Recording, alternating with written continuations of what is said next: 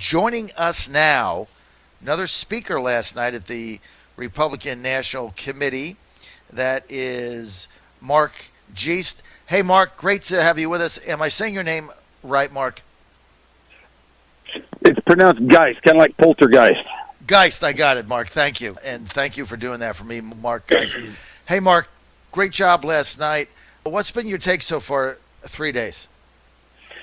You know, the take on this is nothing but uplifting and positive future for America. I mean, with Donald Trump as our president, we're going to have another 4 years getting past this COVID and rebuilding America's economy and having America first. I mean, I don't know why anybody doesn't see that across this country, that, you may not like what he says or how he says it, but he gets the job done. And that's how I've always based my opinions on things is, can you do what you say you're going to do? And if you do, then do it. And then he does what he says he's going to do versus someone like Joe Biden. I mean, he's been there for 47 years, and he just realized that he's got the fix for everything. Now he's got it. He knows it's taken him 47 years to get it down, but he's got it now.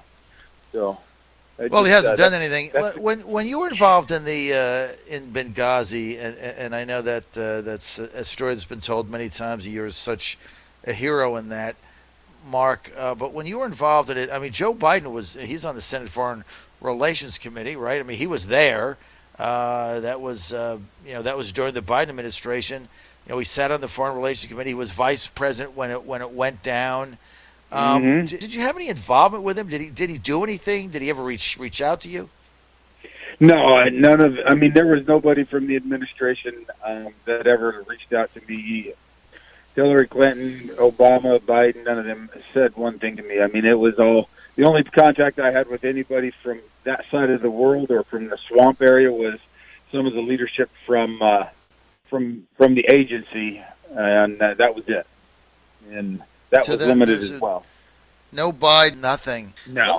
I'm gonna play a clip here. I want to get your reaction to it. Then we'll get to some of your own stuff last night. Here's Richard Grenell, and he was acting chairman of the DNI now, and he was also ambassador to Germany, and he said every American can see how President Trump negotiates on their behalf. This is Richard Grenell last night at the RNC convention, night 3, Kara, cut 9. As U.S. ambassador to Germany, I had a front row seat to Donald Trump's America First foreign policy. I wish every American could see how President Trump negotiates on their behalf. I've watched President Trump charm the Chancellor of Germany while insisting that Germany pay its NATO obligations. I was proud to witness President Trump say to foreign leaders, I don't blame you for wanting America to pay for your security. I actually respect you for out-negotiating the presidents before me. But it stops with me. I won't let the American taxpayer be taken advantage of. Donald Trump's administration has always made clear that our priority is the American people's security. That's the job of all leaders, to put their people first. And we've seen how this strategy has succeeded. In 4 short years, Donald Trump has led even some Washington Democrats to agree on the Chinese threat, on trade deals that benefit America first, on alliances that share responsibility. In 4 years, Donald Trump didn't start any new wars. He brought troops home. He rebuilt the military and signed peace deals that make Americans safer. What did you think of that segment, Mark Geist? Well, I think it's spot on. It is exactly who Donald Trump is, and and his ability to talk to people, to negotiate. When you sit down with him, he is just a regular guy that just talks to people, and I think the way he approaches things is it sets them off because they're expecting either the harshness that people think that he is, or they think that he's going to give in like everything else and every president before him. And what a great approach that is, to taking people out of their comfort zone but still making them feel comfortable, and then turning it back around on them to let them know, hey, you know what, this is how it is. We're going to take care of America. I respect what you've always done, but it's a different game now, and we got to take care of each other. We're with Mark Geist. He's one of the speakers at the Republican National Convention. He was one of the security contractors during Benghazi and was very involved in that. Hey, Mark, your nickname is the Oz. Why do they call you the Oz? So when I started contracting in 2004, when I got overseas, everybody used a call sign, so you didn't have to use your real name over a radio or cell phone that may be intercepted by either foreign intelligence or by Al-Qaeda or somebody like that, just to kind of protect your identity as much as you can. And it's a little bit of a long story. I'll shorten it up a little bit. But when I first got over there, with my last name being Geist, they first started calling me Poulter. I went to another project, and somebody there was named Potter, so the two were too close, if you're over the radio. And then it ended up just kind of coming down to Oz. And I'm not sure where they got it, but because you never really give your own call sign. Everybody else is the ones that you earn your call sign or they give it to you. And a lot of guys earn it because they we had one guy that was called Crash because he got into a couple car accidents. So for the rest of his life, he's known as Crash, at least in our circles. You gotta earn Oz. You were part of the 2016 convention in Cleveland. I was there. Now you're at it again. What's different in 2020 other than the obvious, right? There's not a regular convention, but the spirit of it. What's different?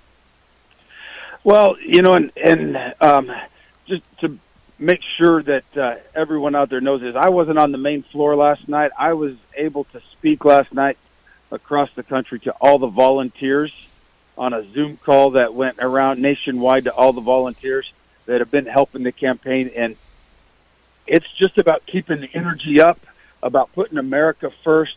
And instead of as we saw last week at the Democratic convention, I mean, it was like watching paint dry, trying to listen to these people just talk about hate and just all the negative aspects of what they are in the Democratic Party and what they've become. And that ain't what Americans want. They want to know that, we've been going through this coronavirus. We've had this recession, borderline depression that was caused because the politicians and the governors of these states decided that, we're going to use this COVID as an excuse to shut down everything and stop the greatest economy that was growing.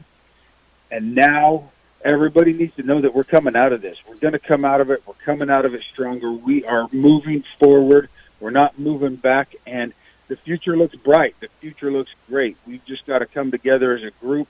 We got to, quell these riots.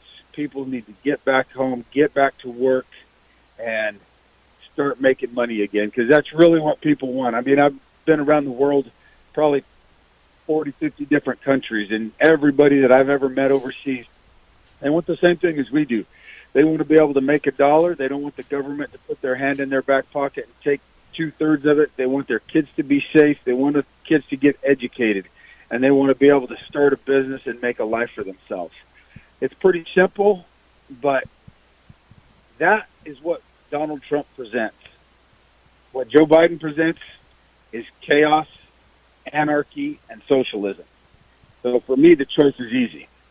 Mark, it's a pretty strong contrast, no question. And thanks for what you're doing with the volunteers. The Trump campaign in 2020 right now has trained over 2 million. These are volunteers that have been trained, over 2 million of them. That's never been done before. It's unheard of.